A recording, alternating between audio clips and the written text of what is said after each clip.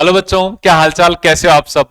Welcome to three steps academy. आज हम करने वाले हैं गॉस लॉ की एप्लीकेशंस का नेक्स्ट पार्ट।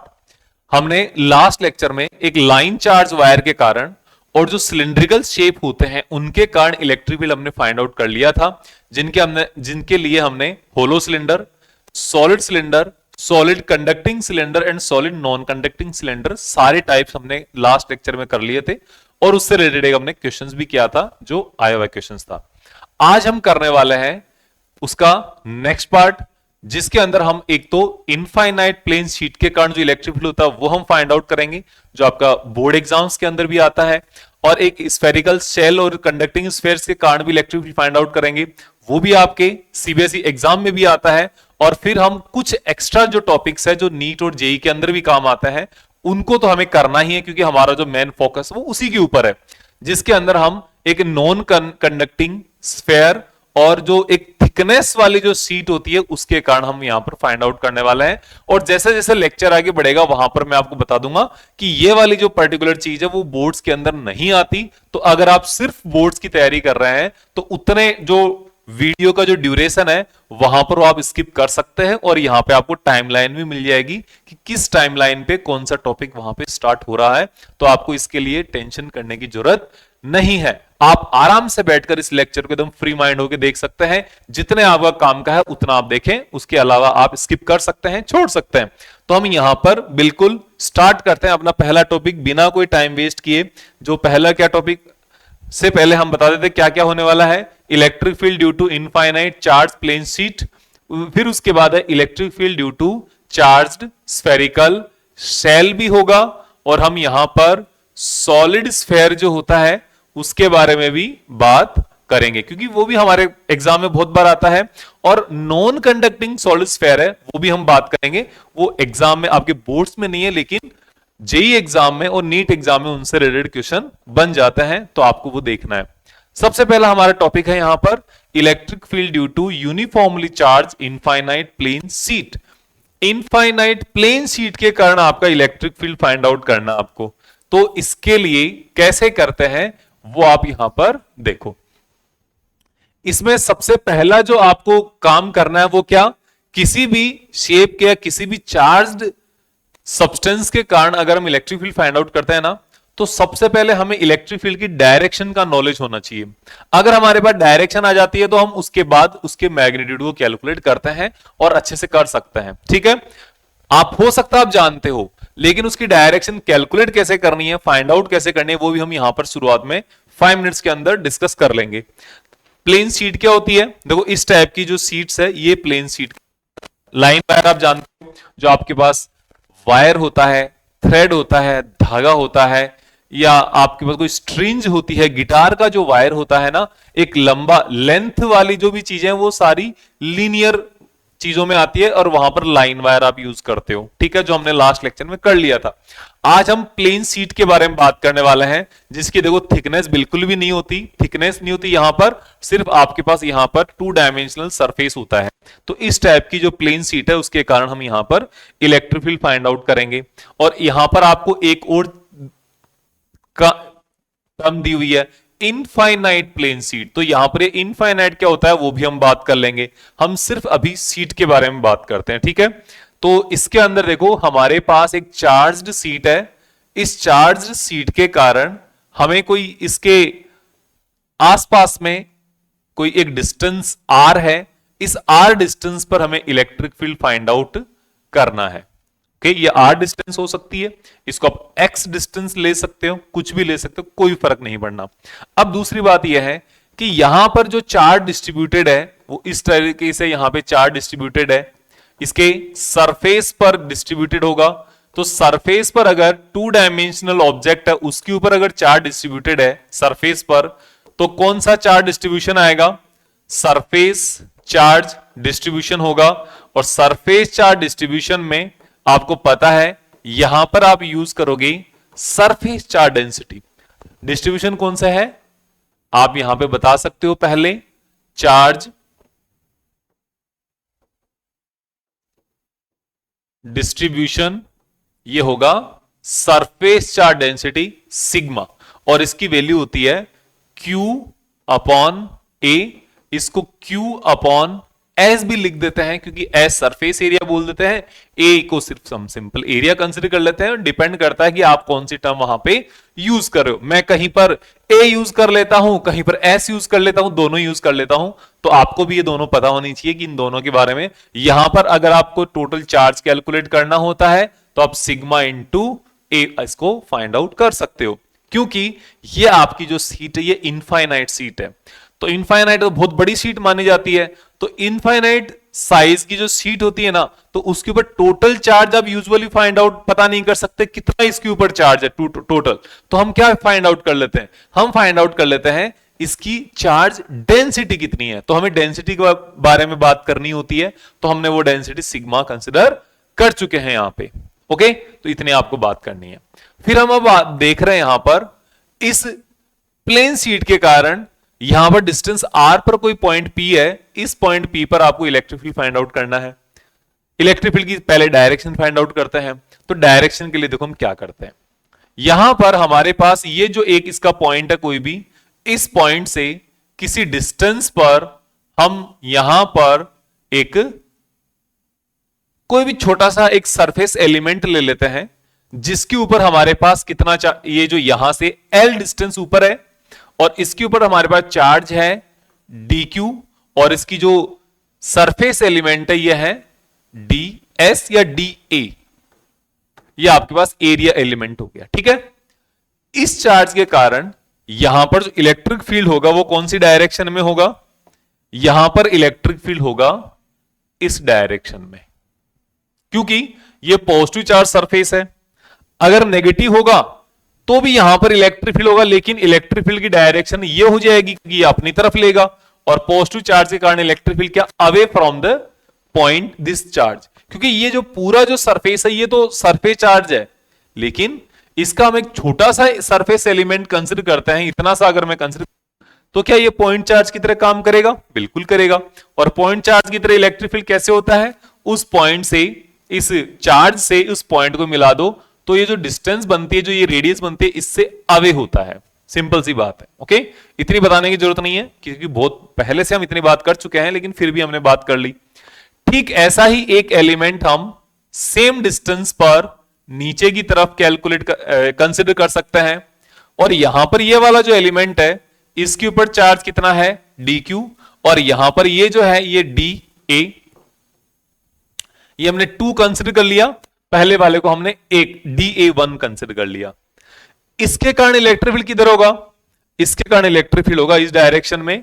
यहां से इस पॉइंट से आप लोगे तो यहां पर इलेक्ट्रिक फील्ड की डायरेक्शन हो जाएगी ये, हो गया। तो पहले वाले के कारण इलेक्ट्रिक फील्ड की डायरेक्शन हो गई dE1 और इसके कारण हो गई dE2। लेकिन आपको पता है dE1 और dE2 दोनों ही एक दूसरे के लिए सेम डायरेक्शन में नहीं है, और ना ही दोनों ऑपोजिट डायरेक्शन में, दोनों अलग अलग डायरेक्शन में। तो इनका रिजल्टेंट कैलकुलेट करके देखते हैं। रिजल्टेंट कैलकुलेट करेंगे वही तो डायरेक्शन देगा इलेक्ट्रिक फील्ड की। तो देखो रिजल्टेंट कैलकुलेट करने के लिए हमारे पास 2 तरीके हैं, एक तो हम यहां पर इनका वेक्टर सम कैलकुलेट करें, या फिर हम यहां पर जो पैरेललोग्राम लॉ लगा के, या फिर हम इनको कंपोनेंट्स में डिवाइड करें। हम इसको कंपोनेंट्स में डिवाइड कर लेते हैं। कंपोनेंट में डिवाइड करने के लिए हम इसका एक ये हॉरिजॉन्टल कंपोनेंट कैलकुलेट करना पड़ेगा। तो हॉरिजॉन्टल कंपोनेंट कैलकुलेट करना पड़ेगा, तो यहां पर ये इसका एंगल ये थीटा बनेगा। इसका एंगल देखो ये थीटा अगर बनेगा तो यहां पर ये भी कुछ एंगल बनेगा। तो ये एंगल कितने कितने होंगे ये देखते हैं। तो देखो ये वाले इस वाले साइड में अगर आप देखोगे तो आपको पता चलेगा हमने यहां पर एक ये ट्राइंगल कंसिडर किया है और एक ये ट्राइंगल कंसिडर किया है। इन दोनों ट्राइंगल में जब आप देखोगे तो आपको पता चलेगा ये वाली साइड दोनों की कॉमन है, ये दोनों हमने जानबूझ के इक्वल डिस्टेंस पर लिए हुए हैं, और ये दोनों के अंदर 90 डिग्री एंगल है। इसका मतलब यहां पर 3 जो इसके एलिमेंट्स वो एग्जैक्टली एक दूसरे के लिए इक्वल हुए, जिसमें से 2 साइड है, एक एंगल है। तो ये जो दोनों ट्राइंगल है क्या कॉन्ग्रुएंट ट्राइंगल हुए कि नहीं हुए, बिल्कुल हुए। कॉन्ग्रुएंट ट्राइंगल के कोरस्पॉन्डिंग जो आपके एलिमेंट्स होते हैं वो सारे इक्वल होते हैं, तो ये थीटा होगा और ये वाला एंगल भी थीटा होगा। अगर ये थीटा है तो इसके पीछे वाला एंगल ये जो ऑपोजिट एंगल भी थीटा है, और ये थीटा तो इसके ऑपोजिट ये वाला एंगल भी थीटा है, दोनों थीटा हो गए। अब इन दोनों का DE1 और DE2 का आप कैलकुलेट कर लो, हॉरिजॉन्टल कंपोनेंट, और उसके साथ साथ उसका वर्टिकल कंपोनेंट भी आ जाएगा। तो देखो DE1 का हॉरिजॉन्टल कंपोनेंट थीटा वाली लाइन के साथ होता है, और जो कंपोनेंट थीटा के साथ होता है वो बनता है कौन, cos theta, DE1 cos theta. और इसका वर्टिकल कंपोनेंट होगा नीचे की तरफ इधर DE1 साइन थीटा, जो एंगल रह गया रिमेनिंग जो पार्ट है वो उसका साइन थीटा हो जाता है। समझ में आया? फिर हम बात करेंगे DE2 की, ये हमें ऊपर की तरफ इसका एक इसका पहले हम हॉरिजॉन्टल कंपोनेंट बात करते हैं DE2 का, हॉरिजॉन्टल कंपोनेंट इसका भी इधर ही इसी डायरेक्शन में होगा, तो जिसको आप लिखोगे DE2 कॉस थीटा, और इधर इसका vertical component DE2 sine theta. अब आप यहां पर देख पाओगे कि DE2 और DE1 ये दोनों मैग्नीट्यूड में इक्वल है। क्यों है? क्योंकि आपके पास ये जो एलिमेंट है वो सेम डिस्टेंस पर लिए हैं, तो ये दोनों डिस्टेंस भी सेम होगी, ये दोनों इक्वल एरिया है, तो इनका DE1 और DE2 ये दोनों इक्वल एरिया है, चार्ज भी इक्वल है। चार्ज अगर इक्वल है तो यहां पे होने वाला इलेक्ट्रिक फील्ड का मैग्नीट्यूड भी क्या इक्वल होगा, DE1 और DE2 का जो मैग्नीट्यूड है वो इक्वल है। ठीक है, तो जब इन दोनों का मैग्नीट्यूड इक्वल है तो आप देखोगे कि यहां पर इसके जो वर्टिकल कंपोनेंट है ना, DE1 sine theta and DE2 sine theta both are equal in magnitude and opposite in direction, hence they will cancel out each other. यहां पर इनके लिए क्या हो जाएगा, DE1 sine theta and DE2 sine theta are equal and opposite, hence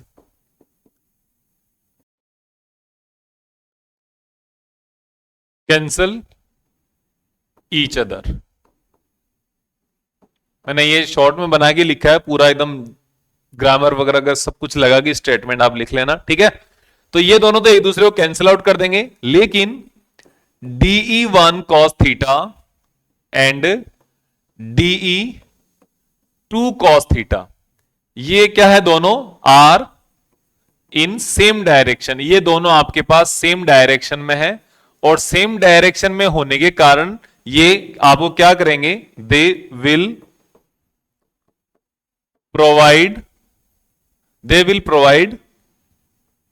resultant, ये आपको resultant provide करेंगे, रिजल्टेंट की डायरेक्शन यही देंगे आपको। बस इतना सा आपको पता होना चाहिए कि ये दोनों डायरेक्शन देंगे, तो अब इनकी डायरेक्शन किधर है, इनकी डायरेक्शन है इस वाली डायरेक्शन में, ये दोनों इधर काम कर रहे हैं, इधर किधर, इसको कैसे बताओगे, इसको आप बताओगे कि ये आपके पास जब पॉजिटिव शीट है तो यहां पर इस सीट से परपेंडिकुलर अवे या perpendicular away from the sheet due to positive charge infinite plane seat.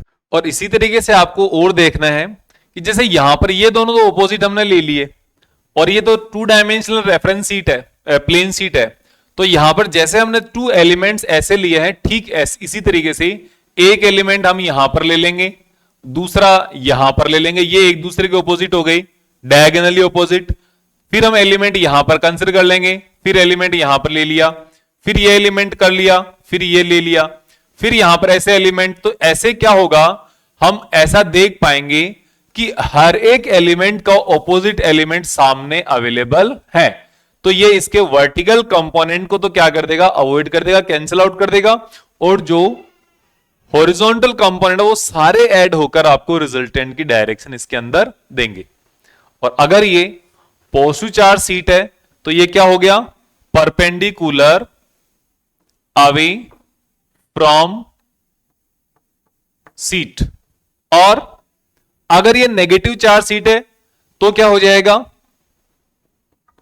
For negative charge seat के कारण, नेगेटिव सीट के कारण हो जाता है परपेंडिकुलर टूवर्ड्स सीट,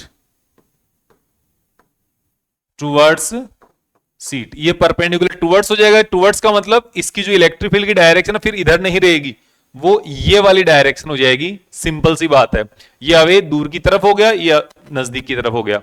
अब यहां पर आपके पास जो एग्जाम में जो क्वेश्चन आता है ना, वो भी ऐसे ही आता है कि आपको सबसे पहले इसकी मैग्नीट्यूड कैलकुलेट करने के दे दिया, डायरेक्शन कैलकुलेट करने के लिए दे दिया, उसके बाद कह देगी what is the direction of electric field if this seat is negatively charged.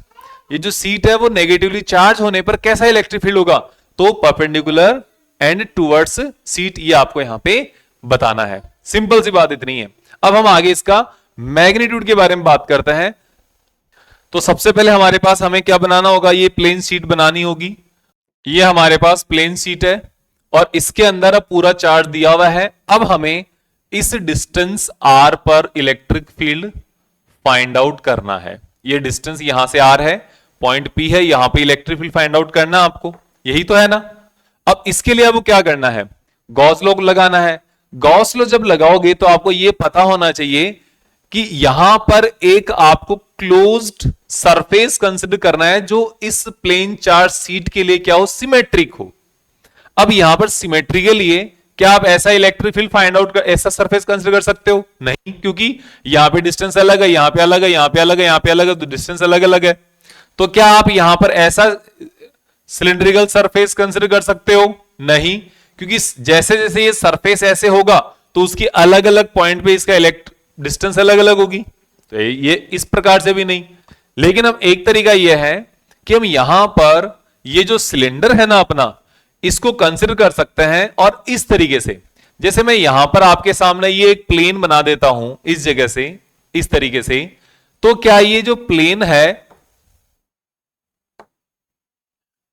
वो उसका हर एक पॉइंट, अगर इसका एक प्लेन लेंगे तो क्या इस प्लेन का हर एक पॉइंट इधर काम करेगा कि इसके बराबर इक्वल डिस्टेंस पर होगा कि नहीं होगा? बिल्कुल होगा। तो इसलिए हम यहां पर इसको काम में लेंगे, इस टाइप का हम एक सिलेंडर बना लेते हैं। तो एक हम यहां पर सिलेंडर कंसिडर करते हैं, जो सिलेंडर क्या है, इसकी आर पार करता है, क्रॉस करता है इस तरीके से। तो देखना कैसे, ये एक सिलेंडर हमने कंसिडर कर लिया जो इसको यहां से भी इसको इंटरसेक्ट कर रहा है। जिससे आपको थोड़ा आइडिया लगे, थोड़ा चेंज कर देते हैं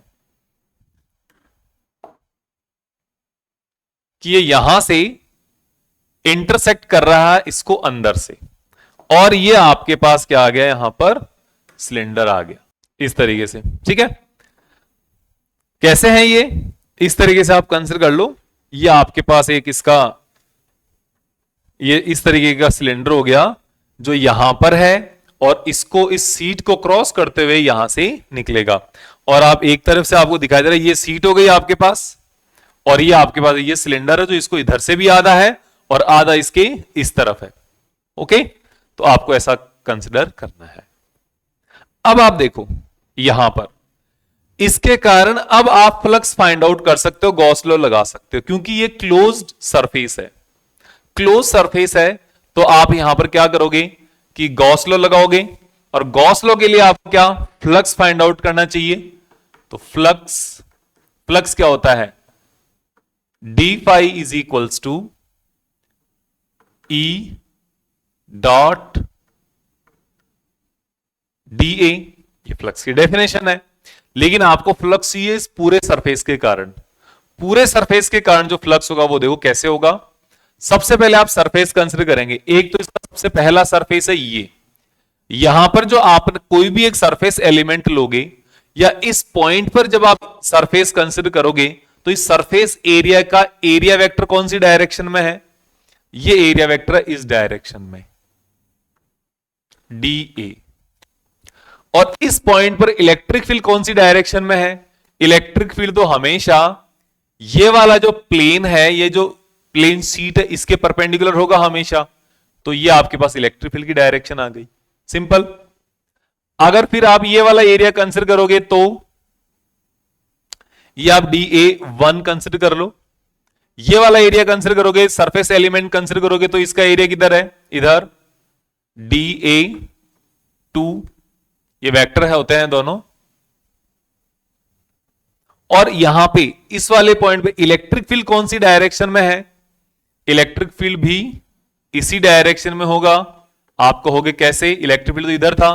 तो देखो मैंने कहा इस प्लेट से, पॉजिटिव चार्ज प्लेट से अवे परपेंडिकुलर, तो परपेंडिकुलर अवे इस डायरेक्शन में अवे ये है, और इस डायरेक्शन में दूर की तरफ क्या होगा, ये होगा। इसलिए अब हम ये कर्व वाला सरफेस कंसीडर करेंगे पूरा, जो ये रोटेट होके आ रहा है। तो अगर यहां पे कोई सरफेस एलिमेंट है तो इस सरफेस एलिमेंट का एरिया वेक्टर किधर होगा, dA3 वो इधर होगा, और यहां पर इस पॉइंट पर इलेक्ट्रिक फील्ड किधर होगा, ये इधर होगा इस डायरेक्शन में, और ये हो जाएगा आपके पास इलेक्ट्रिक फील्ड इधर। और अब आपको ये देखना है जो इलेक्ट्रिक फील्ड इधर है, तो यहां पे एंगल कितना, 90 डिग्री, थीटा इक्वल्स टू यहां पे कितना है, 90 डिग्री, यहां पर भी 90 है। ये जो पूरा जो सरफेस, कर्व सरफेस होगा जो रोटेट करने वाला है, जो इधर भी आप देखोगे तो भी इलेक्ट्रिक फील्ड इधर, ये नीचे 90 डिग्री, इधर देखोगे तो भी 90 डिग्री, इधर देखोगे तो भी ऐसे ही। जो इलेक्ट्रिक फील्ड है वो तो हमेशा इधर रहेगा। एरिया पहले इधर है, फिर ऐसे चेंज होते होते होते होते ऐसे ही ये चलता रहेगा, लेकिन एंगल हमेशा ये 90 डिग्री है, एंगल हमेशा 90 डिग्री है, यहां से लेके यहां तक जितना भी आ रहे हो आप। ओके, आपको देखना है। अब नेट फ्लक्स कैसे कैलकुलेट करोगे, तो आपके सामने आ जाएगा phi is equals to phi 1 इसके कारण, प्लस फाई 2 उसके कारण, उस साइड के कारण, प्लस फाई 3 इसके कारण, तीनों सरफेसेस के कारण फाई 1 फाई 2 फाई 3 आ गया। और अब आप यहां पर देखो फाई 1 कितना है, ये integration E dot dA1 plus integration E dot dA2 plus integration E dot dA3, ये आ गया। और आप इसको ओपन कर दोगे तो ई dA cos theta integration E dA2, ये dA1 है, ये dA2 cos theta plus integration ई dA3 कॉस थीटा। तो जो dA3 वाला केस है, यहां पर तो थीटा इक्वल्स टू कितना 90 और कॉस 90 इक्वल्स टू 0, तो ये पूरा क्या हो गया, 0 हो गया। इधर अगर आप देखोगे थीटा इज इक्वल्स टू 0 इन दोनों के लिए, इसके लिए भी थीटा इक्वल्स टू 0 और कॉस 0 इक्वल्स टू 1, एंड इसके लिए भी कॉस 0 इक्वल्स टू 1। तो ये क्या हो जाएगा, ये हो जाएगा आपके लिए phi is equals to integration E dA1 plus integration E dA2। दोनों को आप सोल्व कर दोगे तो इसका इंटीग्रेशन करोगे तो क्या होगा, इस पूरे ये जो आपका सर्कुलर सरफेस है, ये वाला फ्लैट सरफेस, इस पूरे सरफेस का एरिया, ये वाला जो सर्कुलर सरफेस है इसका पूरे का एरिया, तो दोनों का एरिया कितना, आप यहां पर दोनों तरीके से लिख सकते हो, E into A plus E into A equals to phi, या फिर आप इसको बना सकते हो phi equals to 2 into E A, और यह आपके पास इक्वेशन नंबर 1 हो गई। और from Gauss law, Gauss law क्या कह रहा है, वो कह रहा है phi equals to Q over epsilon naught, कि भाई इस ये जो आपके पास सिलिंड्रिकल एरिया है, सिलिंड्रिकल क्लोज सरफेस है, इस क्लोज सरफेस के अंदर जितना आपके पास एरिया आएगा वो एरिया इतना ही तो है। कितना एरिया आ रहा है, ये पूरा एरिया है, इसके अंदर कितना चार्ज है टोटल, चार्ज तो यहां पर इस वाले एरिया में जितना चार्ज है वही तो चार्ज है ना, यहां पर जितना चार्ज है वही चार्ज है। और ये चार्ज कैसे है, ये चार्ज है आपके पास चार्ज डेंसिटी से सिग्मा इक्वल्स टू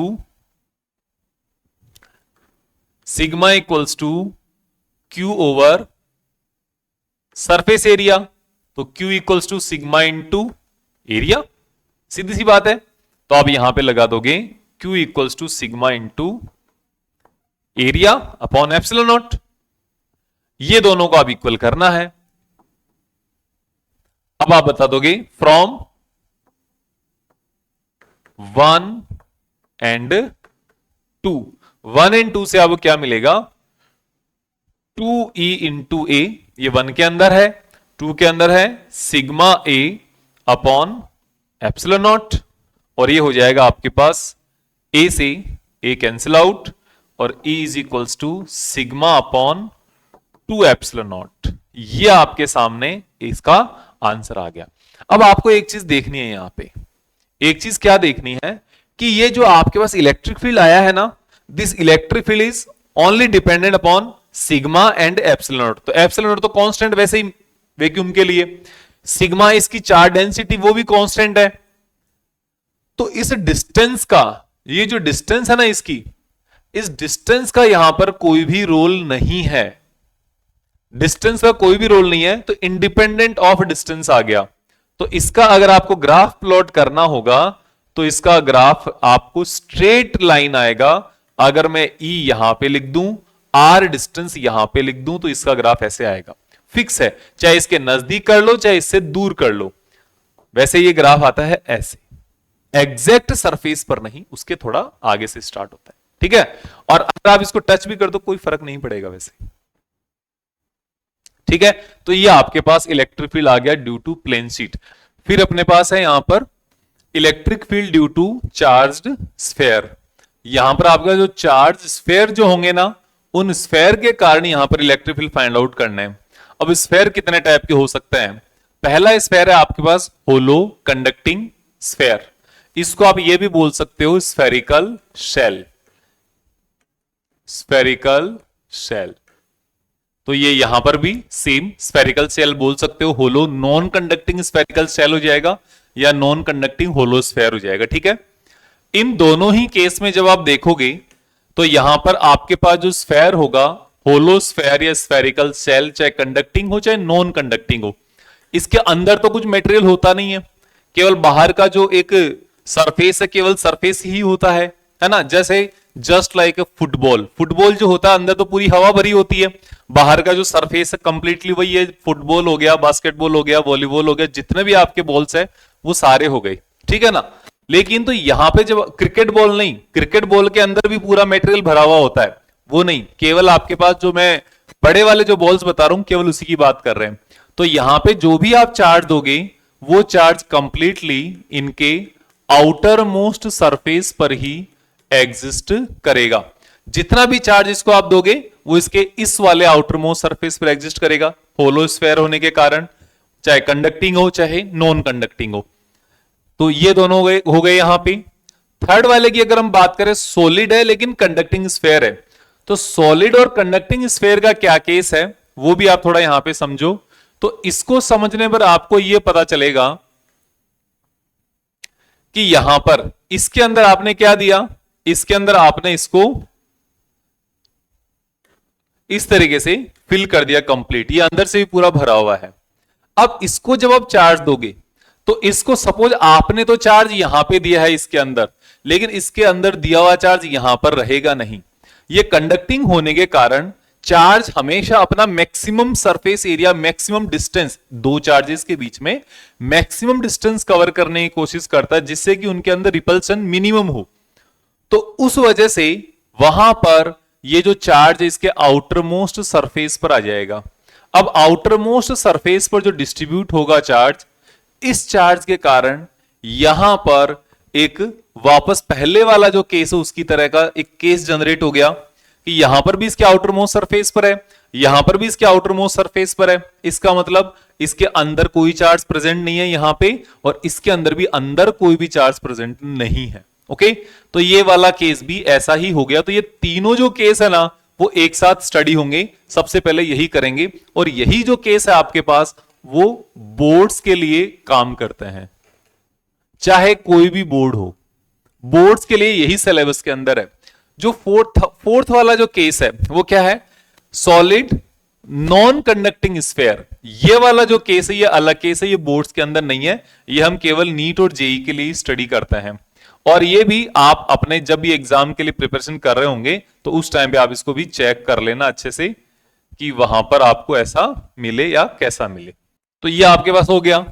यहां पर क्या होगा, जो भी आप चार्ज दोगे, आप जहां पर भी चार्ज दोगे वो चार्ज उसी जगह पर एग्जिस्ट करेगा, वहां से हिलकर वहां से उठकर ये दूसरी जगह पे नहीं जाएगा। यहां पर इसके अंदर वॉल्यूम के अंदर भी चार्ज भरा हुआ होगा, यहां पर इसके अंदर ये वॉल्यूम के अंदर भी चार्ज भरा हुआ होगा। तो यहां पे जो चार्ज डिस्ट्रीब्यूशन वो कौन सा है, वो है वॉल्यूम चार्ज डिस्ट्रीब्यूशन रो।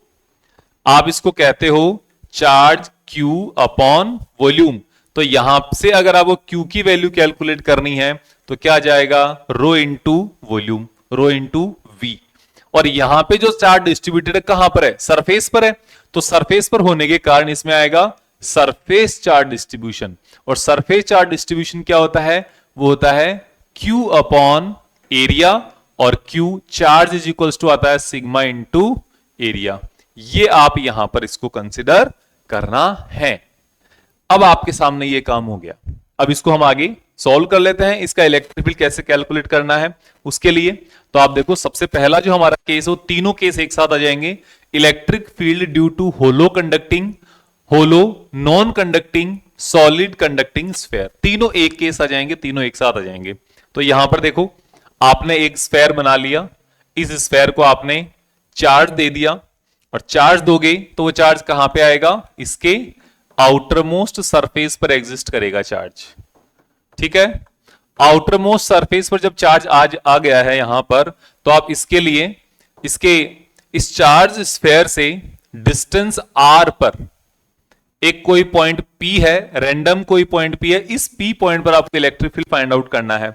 और ये पॉइंट क्या है, इस स्फेयर के बाहर है। तो हमारा पहला फर्स्ट जो केस हो गया वो क्या हो गया, आउटसाइड, आउटसाइड। और इसमें जो डिस्टेंस है that is greater than radius of hollow sphere. इस स्फेयर की ये जो रेडियस है ना, इससे बड़ा है डिस्टेंस, इतनी सी बात ध्यान रखनी है। तो यहां पे आपको क्या लगाना होगा, गॉस लॉ लगाना होगा। और गॉस लॉ का सबसे बड़ी कंडीशन क्या है कि वहां पर क्लोज्ड सरफेस होना चाहिए, जो सरफेस इस पॉइंट को भी कवर करे और ये चार्ज उस सरफेस के अंदर हो, है ना।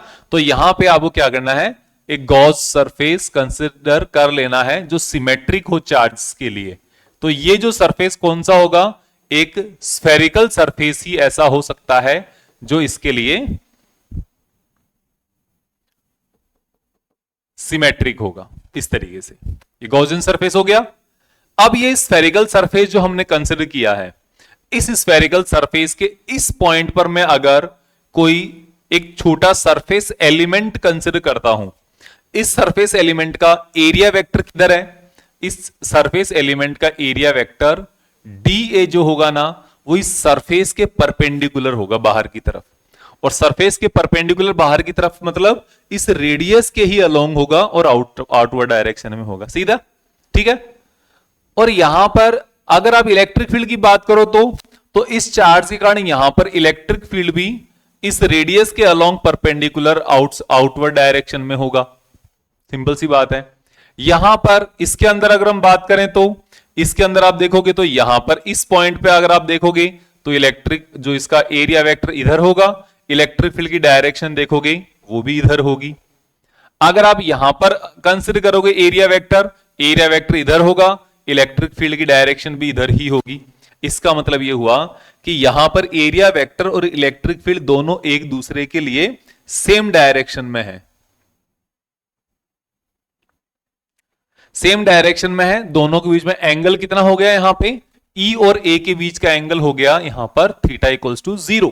हमारे काम आने वाला है। तो देखो, तो आप लिखोगे फ्लक्स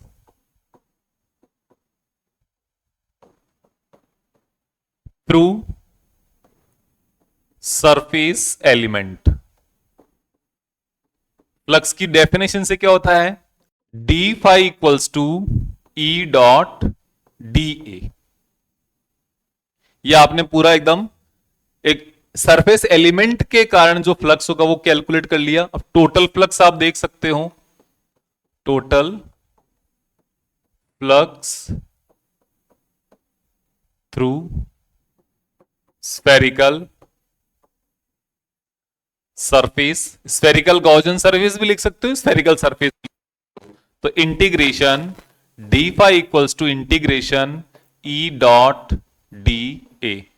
अब इधर देखो दूसरी साइड में जो ई डॉट डी ए जो हो रहा है, जो आपके पास एरिया जो निकल के आ रहा था, एरिया का पूरे का इंटीग्रेशन करना पड़ेगा। पूरे का इंटीग्रेशन करोगे तो ये क्लोज इंटीग्रेशन निकलेगा। यहां पे क्लोज इंटीग्रेशन का मतलब आपको यहां पे सर्कल लगाना पड़ेगा। This circle will represent the closed integration. ये जो सर्कल है ना, यही इस क्लोज इंटीग्रेशन को रिप्रेजेंट कर रहा है। इस सर्कल का और कोई मतलब नहीं है। जैसे कोई क्लोज लूप हो गया, क्लोज सरफेस हो गया, या anything which is close, that integration will be represented by this circle. Integration के साथ सर्कल लगा दो, हो जाएगा काम। ठीक है। करना कैसे करना, वैसे ही है जैसे हम हमेशा करते आए हैं इंटीग्रेशन, ठीक वही प्रोसेस रहेगी, कुछ भी चेंज नहीं होगा, बस रिप्रेजेंट करने का तरीका जो आगे भी हमारे काम आएगा। तो ये आपके सामने हो गया। अब इसको सोल्व करो, इधर हो जाएगा फाई, इधर हो जाएगा ई डी ए कॉस थीटा, और आपको 0 और कॉस 0 इक्वल्स टू 1। तो इक्वल्स टू कितना आ गया, integration E dot, not dot, dot तो प्रोडक्ट को तो सोल्व कर दिया, ई इंटू डी ए, ये वेक्टर नहीं आएगा, ई इंटू वी ए, ये आपके सामने हो गया। अब इसको सोल्व कर दो। इसको सोल्व करने पर आपके सामने बनेगा फाई इज इक्वल्स टू, ई तो बाहर आ गया क्योंकि इलेक्ट्रिक फील्ड तो पूरे पर क्या है, कांस्टेंट है, हर एक पॉइंट पर कहीं पर भी चले जाओ, इक्वी डिस्टेंस पॉइंट है। ए जो है ना, इसका इंटीग्रेशन हो जाएगा, तो डी ए का इंटीग्रेशन क्या हो जाएगा यहां पर, ए एरिया, और एरिया किसका, इस पूरे स्फेरिकल सरफेस का एरिया, और स्फेरिकल सरफेस का एरिया क्या आ रहा है, 4 पाई आर स्क्वायर, क्योंकि इसके थ्रू आप surface area calculate, flux calculate कर रहे हो, तो इसके थ्रू निकलेगा। समझ में आ गया। अब आपको ये फ्लक्स तो एक जगह आ गया, आपको पता है फ्लक्स तो गॉस लॉ से होता है, तो फ्रॉम गॉस लॉ क्या होता है, pi equals to Q over epsilon naught, ये होता है। इसके ऊपर जो चार्ज है वो कितना है, क्यू है, और क्यू चार्ज यहां पर डिस्ट्रीब्यूटेड सरफेस पर, तो सरफेस चार्ज डेंसिटी क्या होती है, sigma equals to Q over area, और क्यू इक्वल्स टू कितना है, sigma into area, sigma into area, और एरिया कितना है इसका, इसका एरिया है, इसका एरिया होता है sigma into 4 pi R square. कौन सा, इसकी जो रेडियस वाला आर है वो 4 पाई आर स्क्वायर, ऐसे ये वाला एरिया आप यहां पे रख दो। तो आप इसको पहले इक्वेशन नंबर 2 लगा दो, इसको आप यहां पे इक्वल इक्वेट करो, फिर हम ये रखेंगे, तो ये आ जाएगा आपके लिए Q is equals to Q upon epsilon equals to E 4 pi R square, और Q इज इक्वल्स टू हो जाएगा सिग्मा इंटू ए, तो sigma into 4 pi R square, किसका, इस स्फेयर वाले का, जिसके ऊपर चार्ज तो इसी के ऊपर है, इसका, तो ये हो जाएगा sigma into 4 pi capital R square epsilon naught E into 4 pi R square, हो गया। अब यहां से 4 पाई से 4 पाई कैंसिल आउट, और आपके सामने बचेगा E is equals to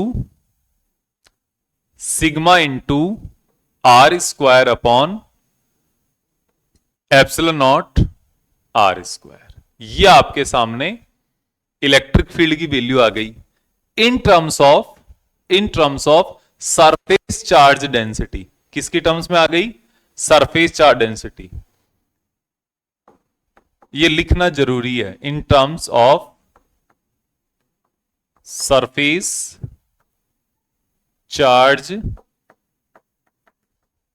density. Okay, ये है। अब आप अगर चाहो तो इसको क्यू की फॉर्म में भी निकाल सकते हो।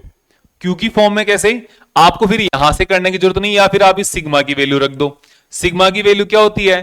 क्यू अपॉन ए, और इज इक्वल्स टू सिग्मा की जगह आ जाएगा Q over A, R square epsilon naught small R square. A कितना हो जाएगा?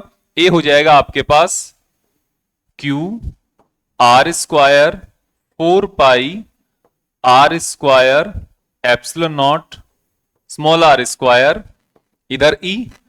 तो ये क्या हो जाएगा?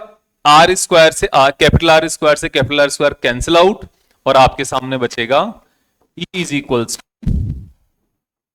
1 upon 4 pi epsilon naught Q upon R square.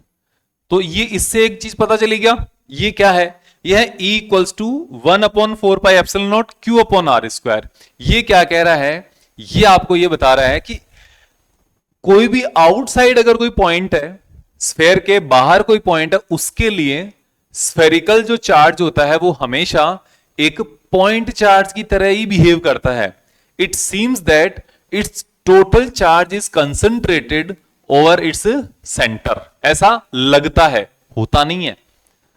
Electric field इसी तरीके से कैलकुलेट हो रहा है कि जैसे कि यहां पर ये चार्ज पूरा स्फेयर पे मान लो, चाहे इसके सेंटर में मान लो, एक ही बात है। इस तरीके से यहां पर हमें लग रहा है। ओके, तो ये आपके आउटसाइड का इलेक्ट्रिक फील्ड आ गया।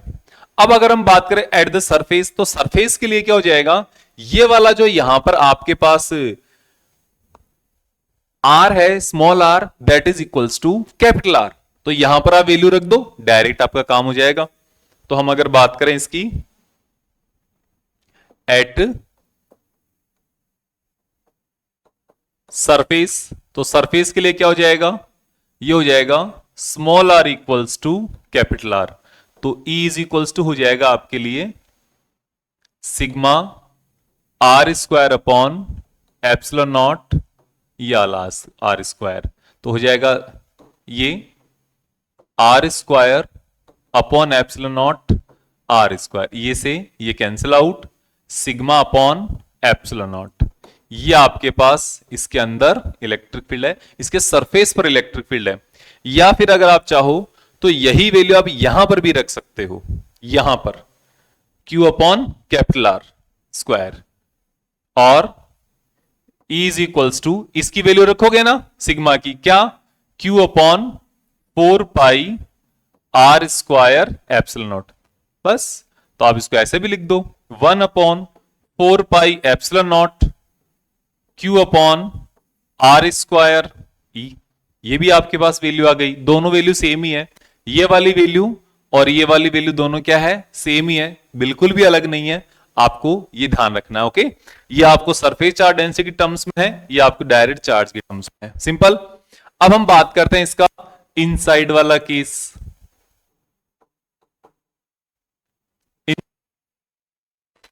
स्फेयर मतलब इनसाइड का मतलब small R is less than capital R. तो इनसाइड का क्या केस बनेगा?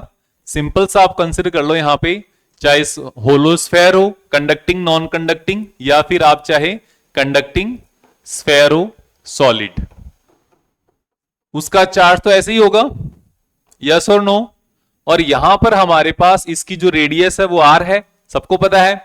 यहां पर हमें इलेक्ट्रिक फील्ड कैलकुलेट करना है, छोटा सा इलेक्ट्रिक, एक इसके अंदर किसी पॉइंट पे। ओके, तो अंदर किसी पॉइंट पर इलेक्ट्रिक फील्ड कैलकुलेट करना है, तो इसके अंदर आप यहां पर एक सरफेस एलिमेंट कंसिडर, एक गॉसियन सरफेस कंसिडर करोगे।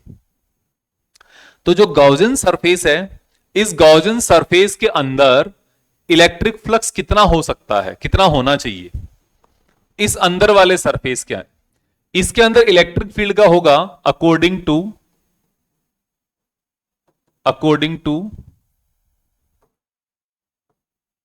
Gauss law.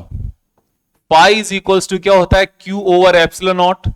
Q कौन सा? जो इस गॉसियन सरफेस के अंदर है, इतनी सी जगह है पर जो आपके पास सरफेस बनेगा ना, जो गॉसियन सरफेस में इसके अंदर इसके इनक्लोज किया गया इलेक्ट्रिक फ्लक्स, इलेक्ट्रिक चार्ज, तो इसके अंदर चार्ज है क्या? नहीं, चार्ज तो बाहर है, इसके अंदर चार्ज बिल्कुल भी नहीं है, तो यहां पे Q कितना हो गया? 0। तो चार्ज 0 होने से फ्लक्स 0 और फ्लक्स 0 होने से यहां पर इलेक्ट्रिक फील्ड भी क्या आ जाएगा? 0 आ जाएगा इसके इनसाइड द स्फेयर। जब आपके पास स्मॉल r यह है और कैपिटल R यह है और small r is less then the capital R, ये आपको ध्यान रखना। ओके, तो ये आपके सामने हो गया इनसाइड द स्फेयर। तो ये पूरा पूरा कंप्लीट केस हो गया आपके लिए conducting solid sphere, hollow sphere, spherical shell, conducting हो चाहे नॉन कंडक्टिंग हो। ठीक है, अब हम इसके आगे बात करते हैं। इसके आगे क्या बात करते हैं? Electric field due to solid और non conducting sphere. Solid sphere है और नॉन कंडक्टिंग स्फेयर है इसके लिए। तो इसके लिए जब आप बात करोगे ना, तब भी हमारे पास कुछ केस तो सिमिलर ही आएगा। कैसे? देखो, पहली बात, हम यहां पर जो काम करेंगे वो यूनिफॉर्मली चार्ज होगा ना, पहले उसका काम करेंगे। ओके, यहां पर एक और कंडीशन होनी चाहिए जो नहीं लिखी हुई है। क्या? Uniformly charged. क्योंकि अगर कोई कंडक्टिंग स्फेयर है, कोई कंडक्टिंग बॉडी है, उसको जब आप चार्ज देते हो ना, तो उसको आप अगर नॉन यूनिफॉर्म भी चार्ज दोगे तो वो भी यूनिफॉर्म ही डिस्ट्रीब्यूट होगा। लेकिन अगर नॉन कंडक्टिंग बॉडी है तो उस नॉन कंडक्टिंग बॉडी के लिए चार्ज डिस्ट्रीब्यूशन वो अलग अलग होता है। जैसा जहां पे आपने जितना रख दिया वो उतना वहीं पर रह गया। जैसे हम अगर एग्जांपल की बात करें तो देखो, हमारे पास यहां पर एक ये सॉलिड, ये कंडक्टिंग, नॉन कंडक्टिंग स्फेयर मैंने कंसीडर किया है। ये अपने पास एक नॉन कंडक्टिंग स्फेयर हो गया। अगर आपने इंजेक्शन लिया और इसके सेंटर तक ले जाकर आपने चार्ज को फ्यूज कर दिया, तो चार्ज इसके अंदर लगाने से ये चार्ज सिर्फ और सिर्फ यहीं रह जाएगा। ठीक है, ऐसे ही रह जाएगा। अगर आपने इसको कोई दूसरा चार्ज्ड ऑब्जेक्ट लेकर आए और वो चार्ज ऑब्जेक्ट इसको ऐसे टच करा के लेकर आए, यहां पे टच करा के इसको चार्ज कर दिया, तो इस कंडीशन में इसका चार्ज यहीं पर ज्यादा हो जाएगा। जहां पे आपने इसको टच किया वहीं पर उस साइड में इसका चार्ज क्या हो जाएगा? ज्यादा हो जाएगा।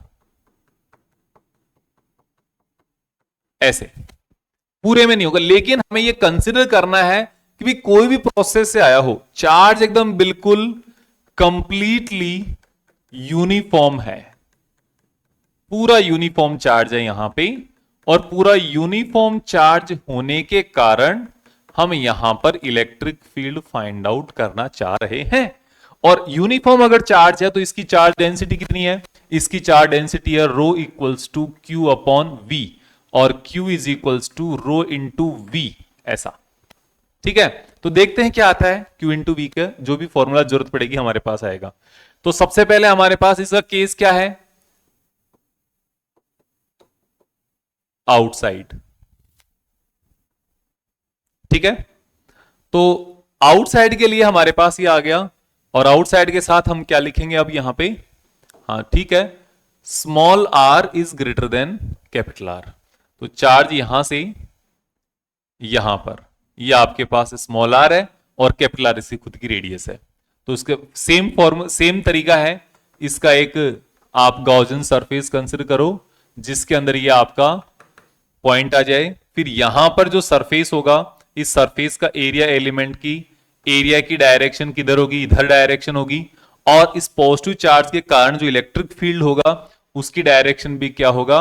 इसी डायरेक्शन में होगा, D E, sorry not D E, electric field है पूरा कंप्लीट सॉलिड स्फीयर के कारण है, तो ये ई आएगा यहां पे। ठीक है, तो आपका सेम है इलेक्ट्रिक फ्लक्स फाइंड आउट करने का तरीका। तो फ्लक्स मैं टोटल फ्लक्स ही फाइंड आउट कर देता हूं, बाकी पूरी जो छोटी छोटी चीजें ना वो सेम है सारी, क्योंकि डेरिवेशन आपके वैसे भी नहीं आने वाला, आपको क्वेश्चन इसके ऊपर आने चाहिए, कॉन्सेप्ट आपको पता होना चाहिए। तो फ्लक्स, टोटल फ्लक्स ही हम कैलकुलेट कर लेते हैं। तो phi is equals to integration, circle वाला मतलब कि closed integration, E dot D A, ये टोटल फ्लक्स हो जाएगा कि भाई जितने भी छोटे छोटे एलिमेंट्स के से निकलने वाला फ्लक्स है उनका एडिशन कर दो आप, तो integration E D A cos theta, दोनों सेम डायरेक्शन में है तो थीटा इक्वल्स टू 0 और कॉस 0 इक्वल्स टू कितना होता है 1 होता है, तो फाइव इक्वल्स टू आ जाएगा ई डी ए ऐसे। और ई डी ए कॉन्स्टेंट है, ई तो बाहर आ जाएगा, डी ए का इंटीग्रेशन होगा, तो डी ए का जो इंटीग्रेशन होगा वो क्या होगा, वो होगा E into 4 pi R square ऐसे, सिंपल। अब देखो इसके बाद क्या है, इसके बाद है हमारे पास गॉस लॉ। इसके बाद हमारे पास नेक्स्ट टर्म क्या आती है, गॉस लॉ आती है। अकॉर्डिंग टू गॉस लॉ ये कह रहा है आपको phi equals to Q over epsilon naught, यह है तो लगाओ इक्वेशन नंबर 2 फ्रॉम 1 एंड 2, तो 1 एंड 2, तो 1 क्या कह रहा है E equals to 4 pi epsilon naught, 2 क्या कह रहा है Q over epsilon naught, okay कोई दिक्कत नहीं है। तो यहां पर आपको यह देखना है इसके अंदर कि Q की वैल्यू क्या है, Q की वैल्यू है, पहले आप डायरेक्ट निकाल लो कोई दिक्कत नहीं है, यह है यहां पर आपके पास पाई आर स्क्वायर होता है यहां पे, तो ये आ जाएगा Q over 4 pi epsilon naught R square, 4 pi इधर ले आए, एप्सिलॉन ये वाला रख दिया, आर स्क्वायर ये वाला रख दिया। ये वाला फॉर्मूला ठीक पहले जैसा नहीं है क्या जो हमने यहां पर किया है, ठीक ये वाला फॉर्मूला नहीं कैसा, वही फॉर्मूला है। तो यहां तक तो कोई चेंज है ही नहीं, आपके पास नॉन कंडक्टिंग वाला जो स्फेयर आपने लिया है उसमें और कंडक्टिंग वाले में कोई डिफरेंस नहीं जब आप बाहर कैलकुलेट कर रहे हो, ओके। लेकिन आप रो की फॉर्म में लिखोगे तो फॉर्मूला थोड़ा सा बदल जाएगा और वैल्यू में कोई भी डिफरेंस नहीं आएगा, ठीक है। तो अगर आप Q की वैल्यू यहां से लिखना चाहो और E is equals to rho into V 4 pi epsilon naught R square, okay. V की वैल्यू क्या है, इस पूरे का वॉल्यूम, जो स्फेयर है उसका वॉल्यूम, तो स्फेयर का वॉल्यूम कितना होता है पता है क्या, स्फेयर का वॉल्यूम होता है 4/3 pi capital R cube, pi R cube upon 4 pi epsilon naught R square, जो कट रहा उसे काट दो, पाई एंड 4 ये दो कट गए, आपके सामने बचा rho capital R cube upon epsilon naught R square equals to E. ये आपके पास आ गया in terms of volume charge density. अगर हम इसी को सरफेस के ऊपर बात करें, जैसे आउटसाइड तो हो गया, अब होगा एट सरफेस, तो सरफेस के लिए आपके पास आ जाएगा ये R small R equals to capital R, value रख दो, तो E इज इक्वल्स टू इसमें वैल्यू रखोगे तो Q over 4 pi epsilon naught R square, और यहां पे अगर वैल्यू रखोगे तो E is equals to rho R cube upon epsilon naught R square, तो rho R upon epsilon naught, ये कहां पर है, ये इसके सरफेस पर है। और पहले वाले केस में क्या आया था सरफेस पर, एक तो ये फॉर्मूला था और इसको क्या लिख रहे थे सिग्मा अपॉन एप्सिलॉन नॉट, पहले वाले में ये आया था, जो कंडक्टिंग है होलो है उनके अंदर। तो डिफरेंस है थोड़ा थोड़ा, फॉर्मूले में डिफरेंस, वैल्यू सेम ही आएगी, लेकिन वहां पे सरफेस चार्ज डेंसिटी था और यहां पे वॉल्यूम चार्ज डेंसिटी, इतना इसका फर्क है। अब हम बात करते हैं इनसाइड की, कि इनसाइड कितना इलेक्ट्रिक फील्ड होगा उसके बारे में बात करते हैं। तो उसके बारे में लेके आओ कैसे इसका काम होगा। इनसाइड। तो इनसाइड के लिए small R is less than capital R, यही आएगा। ओके, तो small R is less than capital R वाले केस में क्या हो जाएगा कि यहां पर आपके पास स्फेयर है। अब थोड़ा स्फेयर हम बड़ा ले लेते हैं जिससे कि अच्छे से दिखे आपको, और ये आपके पास स्फेयर है, ठीक है। अब इसको आपने चार्ज दिया है, तो ये हमारे पास इसके अंदर चार्ज हो गया, ये लो। ओके, ये पूरे के अंदर आपने यूनिफॉर्मली चार्ज किया हुआ है, कहीं पर चार्ज कम नहीं है, कहीं पर ज्यादा नहीं है। तो इसके अंदर आपने क्या किया, आपको फाइंड आउट करना है इलेक्ट्रिक फील्ड इस पॉइंट पे, जो कि इसके अंदर है, यहां पर ये है आर, और बड़े वाले का कैपिटल आर है। ओके, तो इसके लिए अब आपको क्या करना है, आपको फिर से एक गॉसियन सरफेस कंसीडर करना है, एक ये वाला, ये गॉसियन सरफेस कंसीडर करना है। और ये जो गॉसियन सरफेस आप कंसीडर करोगे, तो अब यहां पर आपको गॉस लॉ लगाना है। और यहां पर आप ये देखो, इस पॉइंट पर जो एक स्मॉल सरफेस होगा उसकी डायरेक्शन होगी डी ए, इस डायरेक्शन में, और इधर ही एक इलेक्ट्रिक फील्ड होगा इसका, उसकी डायरेक्शन होगी ये। अब आप दोनों को सोल्व कर दो, दोनों को सोल्व करने पर हमारे पास क्या आएगा, ये आएगा टोटल फ्लक्स। क्या आ रहा है, total flux phi is equals to E dot D A का क्लोज इंटीग्रेशन। कोई दिक्कत नहीं है यहां तक, तो आपके सामने आ जाएगा phi equals to close integration E D A cos theta, और थीटा इक्वल्स टू 0 है, और कॉस जीरो की वैल्यू कितनी होती है, अगेन 1 आ जाएगी। तो ये यहां तक तो हमारे पास इसमें कोई भी डिफरेंस नहीं आया, ये डी ए आ गया। और अब जब आप इसको पूरे को, जितना इस सरफेस का एरिया, सरफेस का एरिया कितना है, स्फेरिकल सरफेस होगा अंदर वाला भी है पूरा, तो इस पूरे स्फेरिकल सरफेस का एरिया, इसी को इंटीग्रेशन का तो वैल्यू हो जाएगी, तो 4 pi small R square equals to 5, और ये हो जाएगा आपके पास इक्वेशन नंबर 1। ठीक है, अब equation number 2 from Gauss law, या फ्रॉम लिख दो, अकॉर्डिंग टू लिख दो, तो phi equals to Q over epsilon naught, यही तो है कि इसको आप इक्वेशन नंबर 2 लिख दिया। फिर आपने बताया from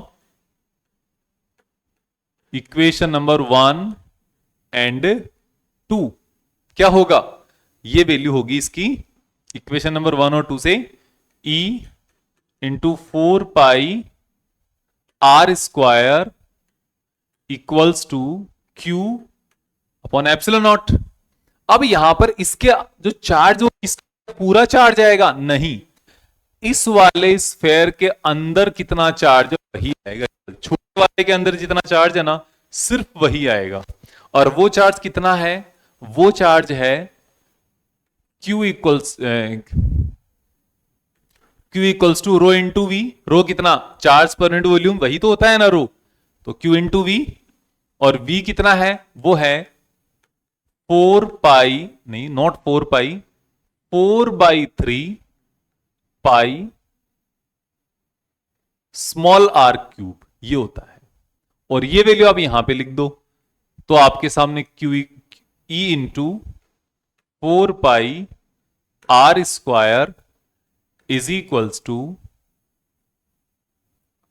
row 4/3 pi R cube, और 4 से 4 कैंसिल आउट, पाई से पाई कैंसिल आउट। अब इसको आपके सामने आ जाएगा E is equals to 4 naught 4 rho R cube upon 3, और ये आर स्क्वायर नीचे आ जाएगा। तो यहां से जो आप देखोगे ना, तो आपको ये पता चलेगा रो इंटू आर अपॉन 3, ये आप एप्सिलॉन नॉट भी आएगा। ये एप्सिलॉन नॉट ना, ये हमने मिस कर दिया यहां पे, ये यहां पे हमने मिस कर दिया, तो ये एप्सिलॉन नॉट भी आना जरूरी है। ये आपके पास इलेक्ट्रिक फील्ड हो गया। अगर आप इसको चार्ज की फॉर्म में लिखोगे, वैसे भी लिख सकते हो, तो चार्ज की फॉर्म में कैसे, रो की वैल्यू क्या होती है, रो इक्वल्स टू होता है क्यू अपॉन वी, तो Q equals to rho into rho into V, लेकिन दोनों वी में फर्क होता है। यहां पे जो आपने वी क्या कंसिडर किया है इसके लिए, तो वो क्या था, इसके लिए वो था कि जो सरफेस चार्ज डेंसिटी है वो तो यूनिफॉर्म है पूरे में, लेकिन इसके अंदर कितना चार्ज है, तो जितना वॉल्यूम हो उतना ही तो चार्ज होगा, इसलिए। अब हम बात करें पूरे स्फेयर की सरफेस चार्ज डेंसिटी कैलकुलेट कर रहे हैं, तो यहां पे क्या होगा, E is equals to Q over 4/3 pi capital R Q. इसमें ऐसे होगा, क्यों होगा ऐसे, क्योंकि सरफेस चार्ज डेंसिटी तो पूरे स्फेयर की है, तो पूरे स्फेयर का वॉल्यूम आएगा, ये आपको ध्यान रखना है। फिर हमारे पास है आर और यहां पर 3 एप्सिलॉन नॉट, तो 3 से 3 कैंसिल आउट और E इज इक्वल्स टू आ जाएगा आपके लिए Q upon 4 pi epsilon not, 4 pi epsilon naught, ये R आ जाएगा और ये यहां पे R क्यूब आ जाएगा। ये आपके पास यहां पे फॉर्मूला है, किसी भी फॉर्मूला को देख लो, यहां पर इस वाले फॉर्मूला को देखो तो रो 3 एंड एप्सिलॉन तीनों कांस्टेंट है, इस वाले फॉर्मूला को देखोगे क्यू आर कैपिटल वाला और ये सब सारे कांस्टेंट है। आपके पास यहां पर क्या रहा है, ये आ रहा है E is proportional to R inside the surface, okay. और पहले वाले जो हमारे पास केस थे वहां पर inside the sphere electric field completely कितना आ रहा है, 0 आ रहा है।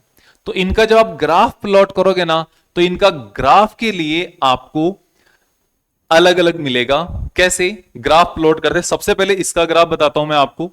इसका ग्राफ देखने के लिए आपके पास मान लो ये एक स्फेयर है और ये इसका सेंटर हमने मान लिया, ठीक। और यहां से हम इस ग्राफ को प्लॉट करने की कोशिश करते हैं, और यहां पे आपको पता है इस जगह पे small r equals to capital R हो गया। अब ग्राफ बताओ, तो ग्राफ सिंपल सा है कि जब तक आपके पास यहां से आप इसके सरफेस तक पहुंचते हो तब तक इसके पास इलेक्ट्रिक फील्ड कितना है, बिल्कुल 0 है। लेकिन सरफेस पर इसकी वैल्यू मैक्सिमम है, कितनी भी हो सकती है, कहीं से भी आप स्टार्ट कर सकते हो। और इसके बाद यहां पर तो इलेक्ट्रिक फील्ड कितना, 0। और इसमें इसके आगे देखोगे तो electric field is proportional to 1 upon R square, R square के इनवर्सली प्रोपोर्शनल है। तो ये ग्राफ हो जाएगा इस तरीके से, ठीक है। अब आपको कई जगह ग्राफ ऐसे मिल सकता है कि यहां से यहां तक गया और फिर यहां पर बना रखा है, ऐसे भी मिल सकता है, इसको भी गलत नहीं कह सकते, ये भी चलेगा। लेकिन अगर सही तरीके से देखा जाए तो इस तरीके का ग्राफ आता है, ठीक है। तो ये आपको ध्यान रखना है, किसका, graph of electric field in case of this one. एक spherical hollow conductor, hollow non conductor and solid conductor, spherical shape का है। अगर हमारे पास बात करें सॉलिड नॉन कंडक्टर स्फेयर है, इसका जो इलेक्ट्रिक फील्ड का ग्राफ है वो कैसे होगा, वो इस तरीके से होगा कि आपके पास ये यहां पर है और हम यहां पर इसको इलेक्ट्रिक फील्ड देखो, ये इसका यहां पर ये पॉइंट जहां पे R is equals to capital R, तो यहां पे क्या होगा, इस वाले केस में है E is proportional to R और यहां पर है E is proportional to 1 upon R square. यहां पे तो सब सेम ही है, चाहे कोई भी हो। तो यहां पे जो इलेक्ट्रिक फील्ड आएगा, ग्राफ आएगा, वो इस तरीके से कि पहले ये डायरेक्टली प्रोपोर्शनल इंक्रीज होगा और इंक्रीज होने के बाद यहां पर फिर ये कंटिन्यूअस डिक्रीज होगा। सिंपल, इतना सिंपल इसका ग्राफ है। तो ये आपको देखना है electric field non conducting sphere के कारण, ठीक है। यूनिफॉर्मली चार्ज है ये उस कंडीशन में, और अगर ये नॉन यूनिफॉर्मली चार्ज हो तो उस कंडीशन में क्या होगा, वो भी हम थोड़ा सा यहां पर डिस्कशन इसका कर लेते हैं, ठीक है। तो अब हमारे पास क्या है, if non uniformly charged, non uniform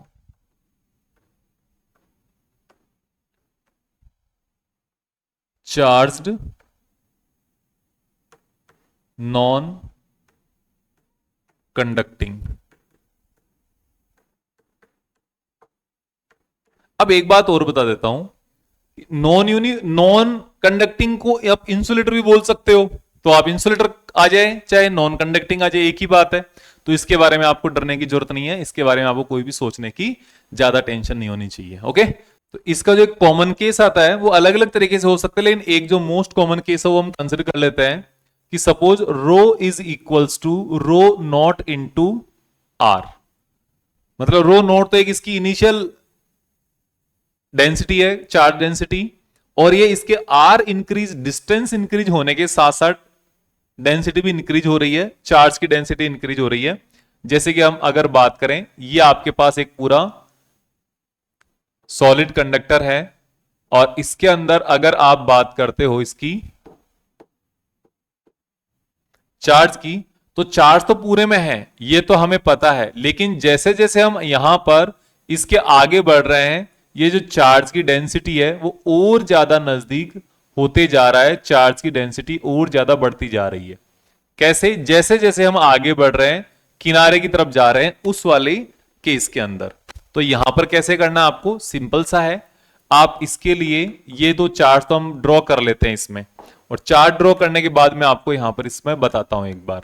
ये आपके पास चार्ज है, ठीक है, ये तो हमारे पास है, लेकिन यहां पर कंडीशन ये है कि यहां पे तो चार्ज कम, और जैसे जैसे हम बाहर जा रहे हैं उसके बाद चार्ज की डेंसिटी इंक्रीज होते जा रही है। और किस फॉर्मूले के साथ? इस फॉर्मूले के साथ जो आपको बोर्ड पर गिवन है। अब इसके साथ जब आप काम करोगे तो आपको पता चलेगा कि यहां पर डायरेक्ट नहीं यूज कर सकते। तो इलेक्ट्रिक फील्ड का जब मान लो हम अगर अंदर इसके इलेक्ट्रिक फील्ड कैलकुलेट करना है यहां से इस पॉइंट पर, तो इस पॉइंट पर इलेक्ट्रिक फील्ड कैलकुलेट करना है तो आपको क्या करना पड़ेगा? आपको यहां पर इतनी रेडियस का एक गॉसियन स्फेरिकल सरफेस कंसिडर करना पड़ेगा, ठीक है। और ये जो स्फेरिकल सरफेस, ये वाला सरफेस कंसिडर करोगे आप, और इस वाले सरफेस के लिए यहां पर इसमें इसमें इलेक्ट्रिक फील्ड की डायरेक्शन किधर है? इस डायरेक्शन में। इसका एरिया वेक्टर किधर है? वो भी इधर ही है, सेम। तो इसका जब फ्लक्स फाइंड आउट करोगे ना, तो फ्लक्स तो सिंपल है, मैं आपको बता देता हूं वैसे ही। तो फ्लक्स इज इक्वल्स टू आ जाएगा E into 4 pi R square, equation number 1, ठीक है। वो इंटीग्रेशन वगैरह सब कुछ यही आएगा, मैं आपको फिर से एक बार पूरा तो नहीं, pi is equals to integration E dot D A, और फिर थीटा इक्वल्स टू 0, तो इसको पूरा सोल्व करने पर E into 4 pi R square, इतना आने वाला है, ठीक है। ये आपका इलेक्ट्रिक फ्लक्स आ गया। अब आपको यहां पर जब गॉस लॉ लगाओगे वहां पर दिक्कत आएगी। तो Gauss law phi equals to Q upon epsilon naught. इस क्यू की वैल्यू क्या है? क्यू की वैल्यू इसके अंदर, चार्ज के अंदर, और इसके अंदर अगर यूनिफॉर्म होता तो हम ये कर रहे थे, Q equals to rho into V, खत्म काम। लेकिन इस बार ऐसा नहीं होगा। इस बार क्या होगा कि फॉर्मूला तो यही आएगा, Q equals to rho into V, लेकिन जो रो है ना, ये रो चेंज हो रहा है। वॉल्यूम तो सही है, लेकिन रो कितना है? रो आ रहा है आपके पास rho naught into R, rho naught into R. जैसे जैसे आपके पास आर चेंज होते जा रहा है, वैसे वैसे आपके पास क्यू चेंज होते जा रहा है। तो इस क्यू को फाइंड आउट करने के लिए आप यहां पर डायरेक्ट नहीं कर सकते। इसका क्या तरीका है? इसका तरीका यह है कि सपोज आपके पास ये एक स्फेयर है, पूरा चार्ज दिया हुआ है, इस स्फेयर के अंदर आप एक छोटा स्फेरिकल सेल कंसिडर करोगे।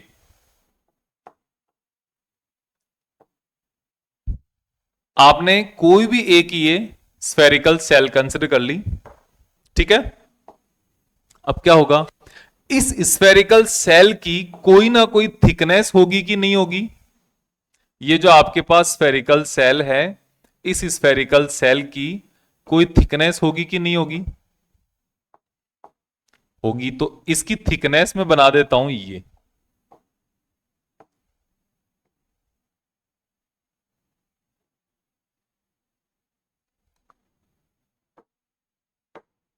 आपके पास स्फेरिकल थिकनेस है ये वाली।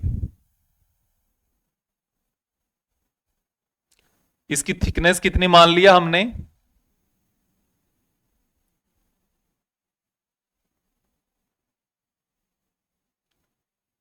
ये देखो यहां पर पूरे की रेडियस है आर, यहां तक की रेडियस है स्मॉल आर, और ये जो थिकनेस है ना, ये कितनी है? डी आर, छोटी सी स्मॉलर थिकनेस है ये। और इस थिकनेस के अंदर ये जो आपके स्फेरिकल सेल, छोटा सा एक थिकनेस का जो सेल बना है, इसके अंदर कितना चार्ज है? तो इसका वॉल्यूम कितना करना पड़ेगा? तो इसका वॉल्यूम कितना है यहां पर? Volume of cell, elemental cell. ये सेल भी कौन सी है? एलिमेंट। जैसे हम छोटा सा सरफेस एलिमेंट कंसिडर करते हैं, छोटा सा लाइन एलिमेंट कंसिडर करते हैं, छोटा वॉल्यूम एलिमेंट कंसिडर करते हैं, तो हमने छोटा सा एक एलिमेंटल सेल कंसिडर कर ली इसमें। सेल ये है ना, क्योंकि पहले हम कोई भी डिस्क कैसे बनाते हैं, डिस्क कैसे बनाते हैं ये बताओ। अगर हम ऐसी, ये रिंग है, इस रिंग से चलते हुए इससे बड़ी रिंग बना ली इसके इसके बाहर में, यस, फिर इससे बड़ी रिंग बना ली हमने इसके बाहर में, और ऐसे रिंग बनाते बनाते क्या हम डिस्क बना सकते हैं क्या? ऐसी रिंग बनाते बनाते क्या हम डिस्क बना सकते हैं क्या? बिल्कुल बना सकते हैं, बन रही है ना डिस्क। ठीक ऐसे ही हम पतली पतली शेल को एक दूसरे के साथ कनेक्ट करते करते करते करते क्या हम स्फेयर बना सकते हैं? बिल्कुल बना सकते हैं। ठीक यही काम हमने यहां पर किया है, और इसी काम के लिए हमें ये जो सेल है ये मिली है यहां पे। तो इस सेल का जो, इस वाली सेल की विड्थ है, थिकनेस जो आपकी डीआर है, इसका वॉल्यूम कितना होगा? यहां पर इसका वॉल्यूम होगा, इसका वॉल्यूम 4 पाई आर स्क्वायर, जो कि इसका सरफेस एरिया है इसका, और इसकी थिकनेस कितना? डी आर, ये इसका सरफेस एरिया हो वॉल्यूम इतने से का। तो आपको क्या पता है? आपको पता है charge in elemental cell, dq equals to rho into DV. DV मतलब वॉल्यूम, तो रो कितना है? रो नॉट इंटू आर है, और वॉल्यूम डीवी कितना? वो ये रहा 4 pi R square D R, ये रहा। तो dq इक्वल्स टू क्या आ गया टोटल? dq इक्वल्स टू आ गया rho naught 4 pi R cube D R आ गया। अब ये जो है ना, ये तो इतना से के अंदर चार्ज है, आपको टोटल चार्ज फाइंड आउट करना है इस पूरे सेल में, यहां से लेकर यहां तक, जहां तक आपको इलेक्ट्रिक फील्ड फाइंड आउट करना है ना, यहां से लेकर यहां तक, तो पूरे के अंदर चार्ज फाइंड आउट करना है। तो पूरे के अंदर चार्ज फाइंड आउट करना है, यहां से जीरो से लेकर यहां तक कितना चार्ज आ रहा है, यहां से लेकर यहां तक का ये जो पूरा, ये वाला जो एरिया बनेगा, वॉल्यूम बनेगा, इस पूरे के अंदर कितना चार्ज है ये बताना आपको। तो ये बताने के लिए इंटीग्रेशन करना पड़ेगा। इंटीग्रेशन किसका? इसका। तो टोटल चार्ज कितना? Q is equals to integration rho naught 4 pi R cube D R, और इंटीग्रेशन कहां से कहां तक? जीरो से लेकर आर तक, जीरो से स्टार्ट किया आर तक पहुंचना है, सिंपल सी बात है। तो Q इज इक्वल्स टू हो जाएगा rho naught as it is, 4 pi as it is, R cube as it is, हाँ आर क्यूब नहीं, आर क्यूब नहीं, rho naught and 4 pi as it is. अब आर क्यूब है ना, R cube into D R, तो इसका integration हो जाएगा, तो ये हो जाएगा R to the power 4 upon 4, zero से लेकर आर तक। एक बार तो आर की वैल्यू आर रख दोगे, एक बार जीरो रख दोगे, तो rho naught 4 pi R to the power 4 upon 4, ये किसकी वैल्यू है, ये क्यू की वैल्यू है। तो आपके पास फाइव की वैल्यू यहां से आ जाएगी, क्या, now five is equals to rho naught 4 pi R cube upon 4। तो 4 कैंसिल आउट हो जाएंगे यहां से पहले ही, है ना, ये और ये तो कैंसिल आउट। तो आपके सामने यहीं पर ही क्या बचा, पहले इसको थोड़ा सोल्व कर लो, pi R to the power 4। तो यहां पर हमारे पास हो जाएगा rho naught pi R to the power 4 upon epsilon naught equals to 5, और ये किसके बराबर है, इलेक्ट्रिक फील्ड के बराबर है। तो नाउ